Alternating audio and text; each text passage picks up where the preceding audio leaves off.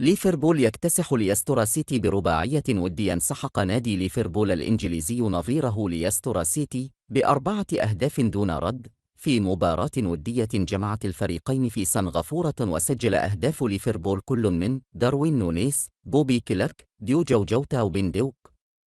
وشارك النجم المصري محمد صلاح منذ بداية اللقاء أساسياً، ولكنه غادر الملعب بين شوطي اللقاء الودي.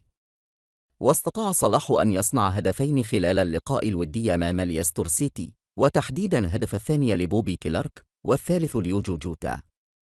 وجاء الهدف الأول في اللقاء بعدما سدد جوة كرة قوية من داخل المنطقة، ولكن الحارس هيرمسن تصدى لها قبل أن يتابعها نونيز بتسديدة داخل الشباك. بينما جاء الهدف الثاني بعدما انطلق صلاح بسرعته تجاه المرمى ومرر الكرة إلى كلارك داخل المنطقة ليقابلها بتسديدة بباطن القدم على يمين الحارس هيرمسن داخل الشباك.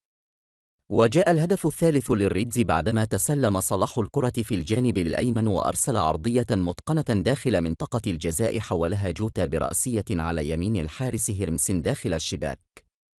بينما جاء الهدف الرابع لليفربول بعد كرة عرضية داخل منطقة الجزاء، حولها ليندوك برأسية على يسار الحارس داخل الشباك.